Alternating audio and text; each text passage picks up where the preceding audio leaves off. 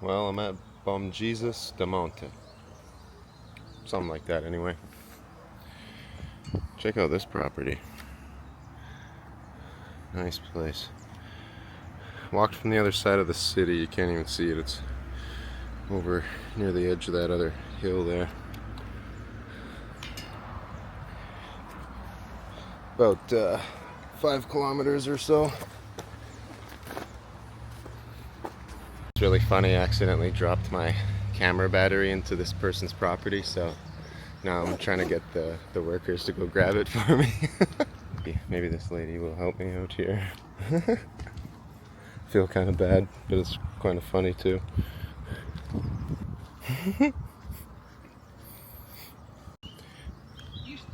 Yeah.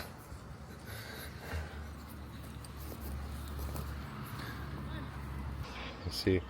She gives it back to this guy for me. There we go. Got it back. That was kind of dumb, but yeah. Not lost, at least. Just a minor detour.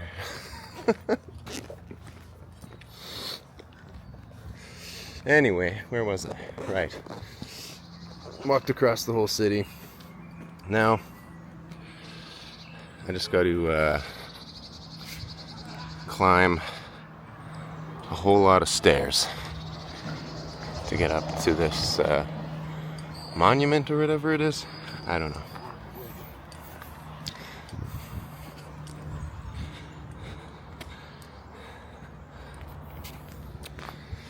Yeah, I mean, I'm grateful, and I don't want to be rude, because that lady did go pick it up for me, so that was nice, but she didn't seem very happy about it. She was like, kind of like typical rich person, like, get away from my property, like, okay, sorry. But anyway, like I said, she did actually grab it for me, so, but yeah. She had an attitude about it. Whatever.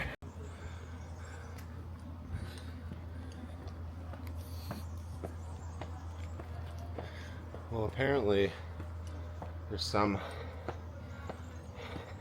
water-operated elevator to get up here. I can't remember what the guy told me. It's like 1,000 years old, hundreds of years old. Anyway, that's cool, but kind of set on going up the stairs for now. Maybe we can take it on the way down, but maybe you gotta pay or something. I don't know. We will see. But I like to at least just see how it works. But anyway, I'm on sort of pilgrimage here, you know? Gotta stop at each one of these things.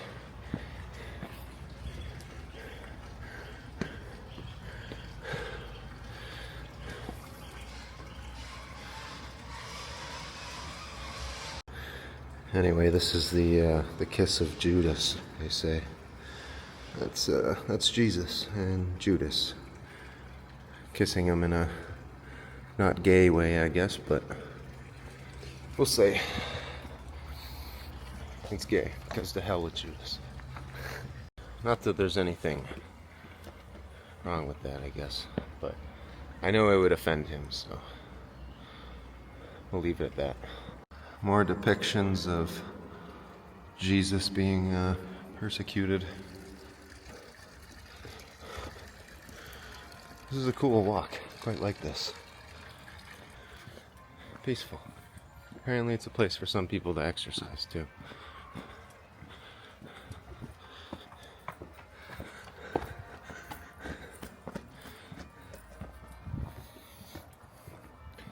What you running from, buddy?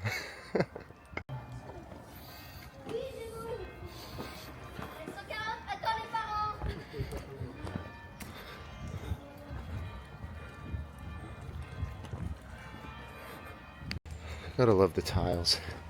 They have these in like all the cities too. Coming up on the next one here. I get it now, I guess. This whole walk is like the story of the crucifixion. So I'm assuming this will be another torture scene. And yeah, displays the punishment, torture, and humiliation of good Jesus. Yeah, that's about right.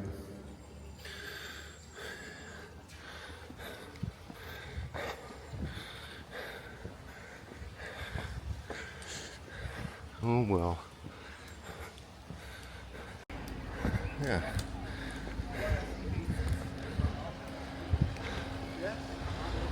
Look the step ko parang nga.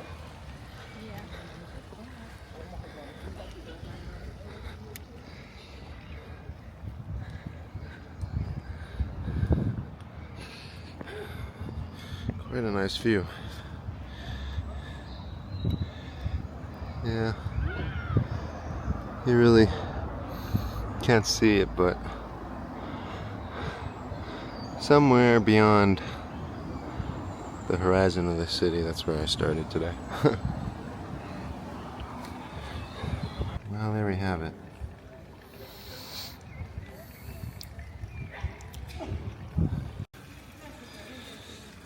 Honestly, the sculptures and the art is actually impressive.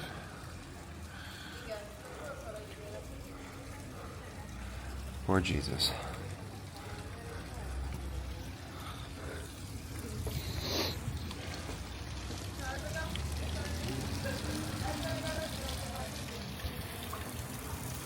Alright, last bit of the climb here.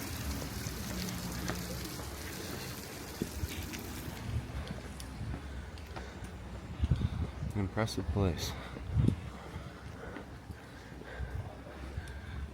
Ooh. Crying fountain.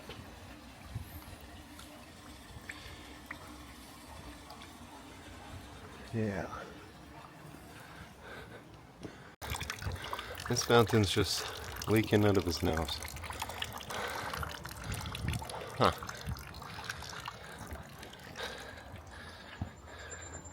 Now that's a bad case of a runny nose.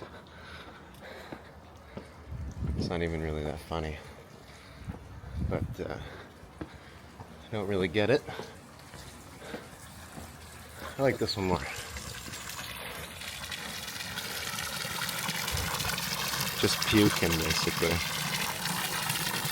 So much that it's spilling over.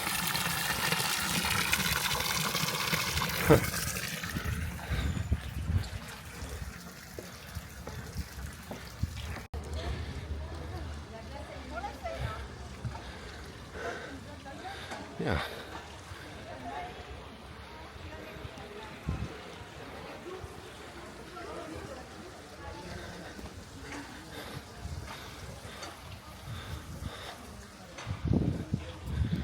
Well, we made it. Worth the walk, as always. Oh yeah.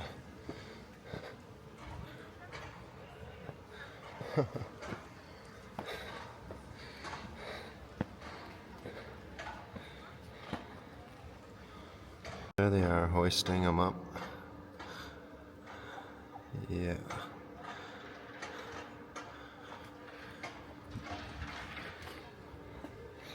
Honestly, these displays kind of make me want to really hate these people. But I guess that's not what Jesus wanted, right?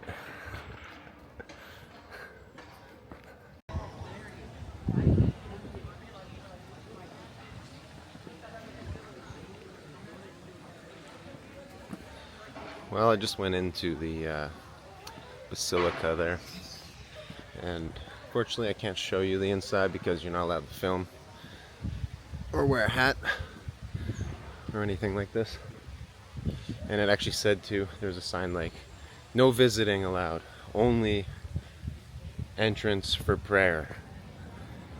So that's exactly what I did.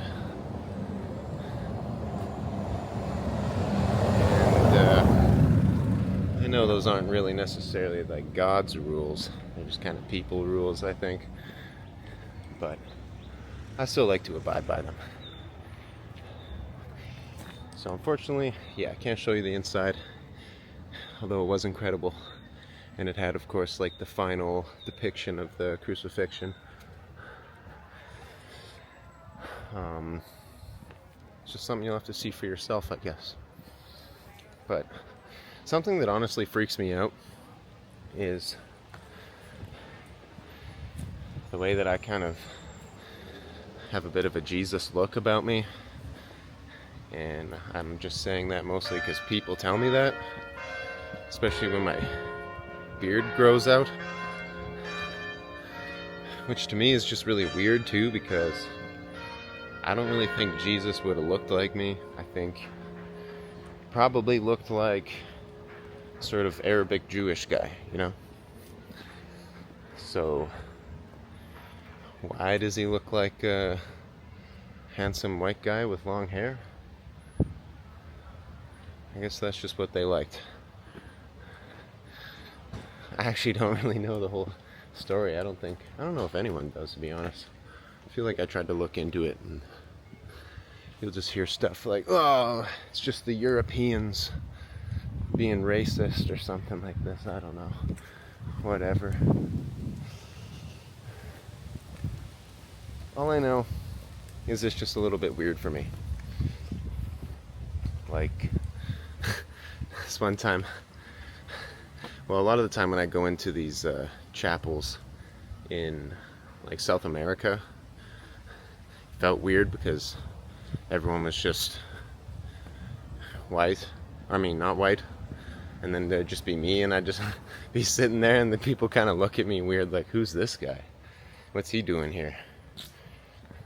Who's this Jesus-looking hippie? And I'm like, I don't know, man. I just wanted to come check it out and have a prayer or whatever. But yeah, the one time I was in this cathedral in Bogota, and I was just kind of looking around, and I looked over and just made eye contact with this girl, and I realized she was just crying, like really crying, and then she just like stared into my soul, and I'm like, oh my god, and I couldn't really look away for a second. Then I like looked away and was kind of like, I gotta get out of here. It was a little bit much. Really, it was a strange situation, to be honest. This is a cool area, though.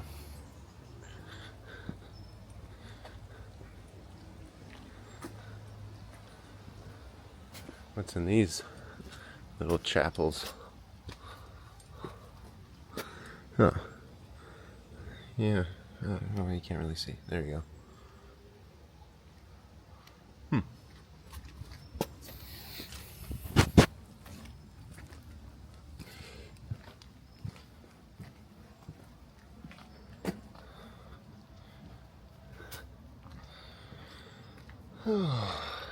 Nice place to hang out, though, that's for sure.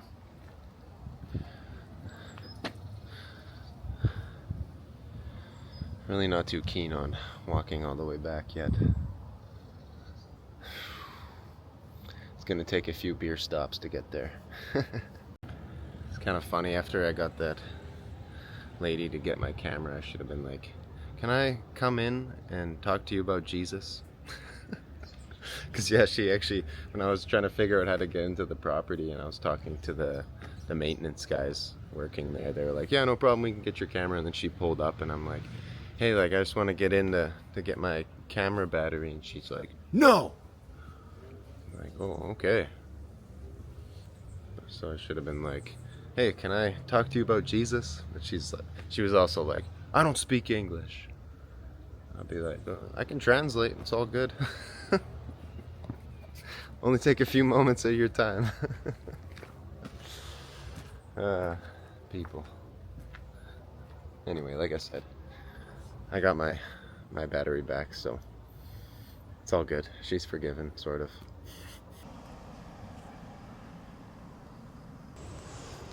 I was having a discussion with my friend the other day about what's actually worth taking seriously. Because honestly, I don't really take most things that seriously. I don't really take life that seriously in general, I would say. And I told him, though, I think I take my inner child seriously, which is a paradox because children aren't serious. But I said, that's what makes it true. And it's like this. I hear this sort of voice of my inner child say, let's go to this town and see the castles, or I see some mountain, or like this place, some chapel on a hill, and think, let's hike up there. Why? Like, it's not, has to be done, it's not mandatory, it's not like a serious mission. But to me it is, because it's like I said, it's my inner child just seeing something and thinking, oh, that'd be cool. And then my adult self just listens to that voice and goes, yeah, that would be cool, actually, let's do that. And then I figure out the logistics. It's something like approach life, see life with the eyes of a child, but treat it with the responsibility of an adult. That's the balance. And I think if you follow your inner child, you follow that inner voice of excitement, that's what will lead you to a life worth living.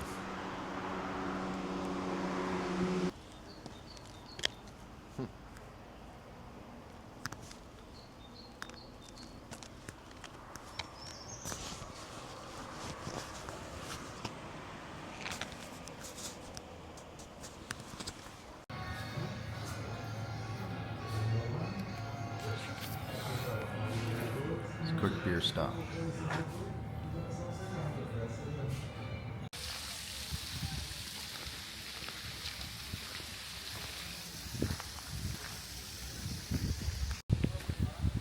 It's funny because this trip to Braga started the same way as all my trips.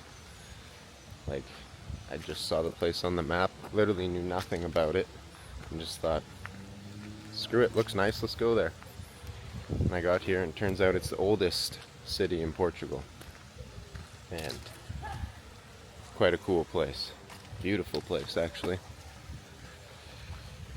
And almost like a fairy tale place, some of this stuff. But that's how all my trips have gone, essentially. Like, same thing when I went to Peru. Literally just bought a one-way ticket to Lima and just thought, let's see where it goes. Showed up there, had zero plans, didn't know anything about Peru, could barely speak any Spanish at all, and didn't know where I was going to go from Lima, what I was going to do, nothing. And ended up being one of the greatest adventures of my life. And it's funny because I was reading this thing about Anthony Bourdain, and it was saying he followed this no planning rule for 20 years. He just traveled around, showed up places, like I said, same thing. You just buy a one-way ticket, show up, no itinerary. Wouldn't follow recommendations like the guidebooks, for example. He would just talk to the first person he saw. Hey, where do I get some lunch? Hey, what's a cool place to go in this town?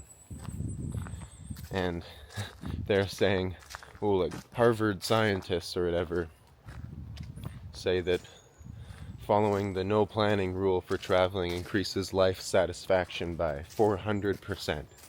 I mean, I don't know how they measure something like that. All I know is that it works for me.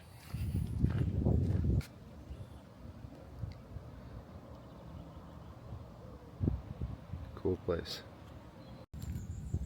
This forest is so beautiful.